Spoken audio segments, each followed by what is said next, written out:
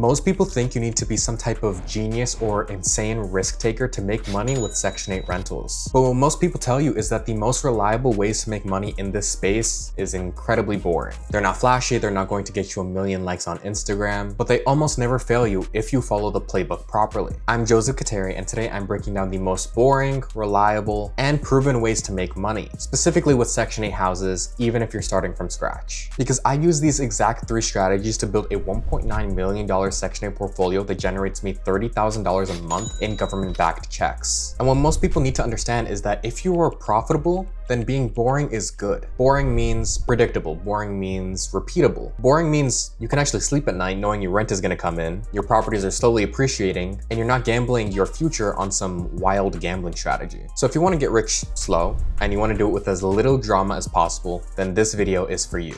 Let's start with the first and honestly most beginner-friendly method: buying turnkey Section 8 homes using DSCR loans. Here's how it works. You find a property in good condition, or just needs a little bit of light renovation work. You use a DSCR loan, which stands for Debt Service Coverage Ratio loan. You use this because this is a loan designed for investors, and you get approval for the loan based on the property's ability to pay for itself. So it's not based on your W-2, not based on your pay stubs, not based on your tax returns. In fact, they don't even ask for that info. So for your first deal, you'll most likely need to put down 20%. But here's a little secret. After you close on your first home and now you're a seasoned investor, you can actually put as little as 15% down using my lenders. So that means you can scale even faster in the future while paying less out of pocket. Now you might be thinking, oh, but Joseph, what about the repairs? Like, the boring part is that you need minimal rehab. Maybe some new paint here and there, maybe add a new water heater, but you're not gonna be gutting the house. And as a pro tip, you can always renegotiate during the home inspection phase. So if the inspector finds something, especially if it relates to safety or hazardous material, then you can typically ask the seller for a credit to reduce the price or to fix it themselves. So that is money back into your pocket. Once you close on the house, you immediately list it for Section 8 tenants to apply. Why Section 8? It's because they pay higher than market rents, which are guaranteed by the government. So you're not chasing tenants for payment, you're not worried about them losing their job, and you're not dealing with any type of drama. On average, you're going to cash flow about $350 to $500 a month per property. And it's not gonna make you a millionaire overnight, but the magic is that you slowly snowball. So you take that cash flow, you save it up, maybe combine it with your regular job, and then you buy another property. And then 6 months or a year later, you buy another. And then 4 months later, you buy another. And then 3 months later, you buy another. Over time, you build a portfolio that just pays you every single month, whether you're working or not. And the time to purchase each property slowly dwindles. This is how I built my first million in real estate. It's not sexy, but it works. And it's the strategy that I recommend everyone go to for their first 1 to 2 deals. This lets you learn the general process of buying a home and getting it through the Section 8 process, but it admittedly is a slow grind. If you want to learn more about these strategies and want to connect with over 1,300 investors in Section 8, join my free school community. I do weekly calls every single Friday, breaking down exactly how to find, fund, and manage these types of properties. The link is in the description. It is completely free, and you'll get access to a lot of free resources and templates that I normally only reserve for my mentorship students. Click the link down below.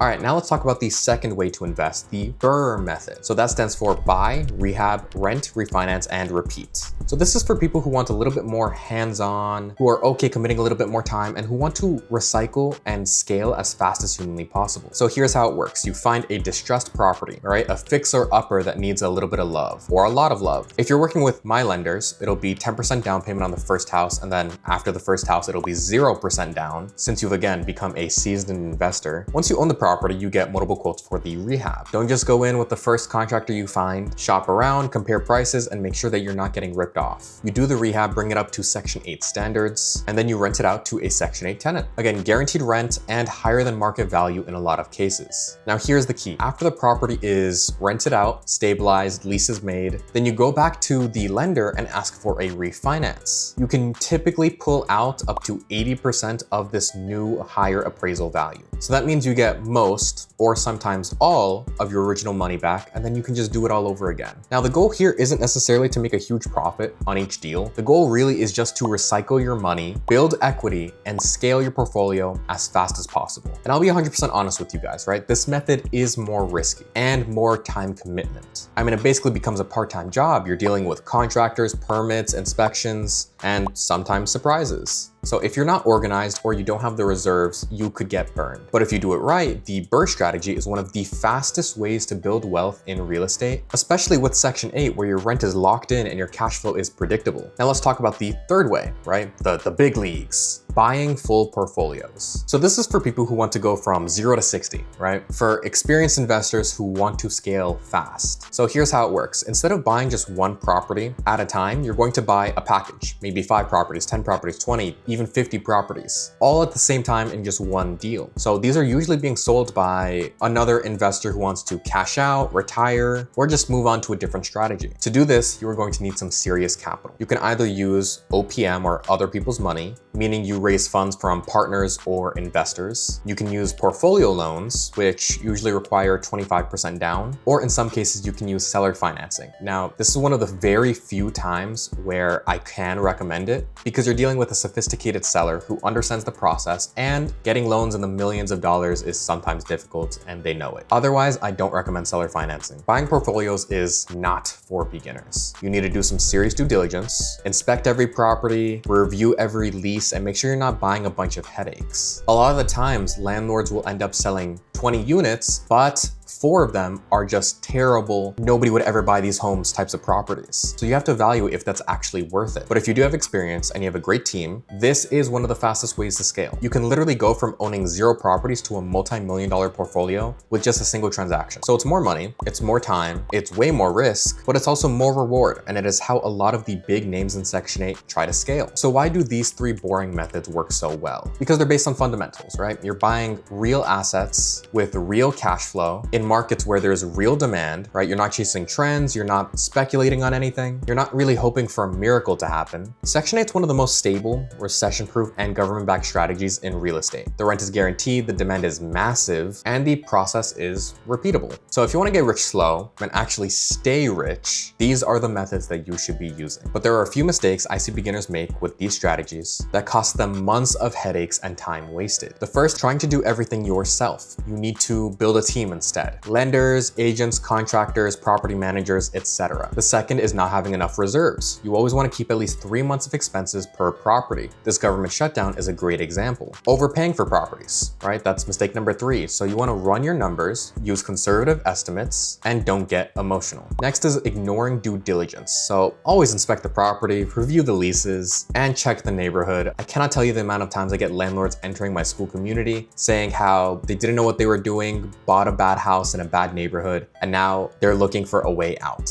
And fifth is just not screening Section 8 tenants properly. Just because the rent is guaranteed, it doesn't mean you get to skip background checks and reference checks. So if you avoid these mistakes, you'll be way ahead of 90% of new investors. Look, I know these strategies aren't flashy, but they work. They're proven, and it's how you stack real wealth in Section 8 real estate. Don't get distracted by shiny objects or get-rich-quick schemes. Stick to the fundamentals and you will win. But now that you know how to get ahead of 90% of new investors by mastering the basics, you also need to know how to actually find these properties that have potential and how to scale them, which is why I made a video explaining exactly how I built my portfolio from scratch and how you can do the same even with no experience. So click this video on screen where you can see my step-by-step system for finding, funding, and scaling Section 8 rentals, including all the templates and resources that I use. As always, I'm Joseph Khateri.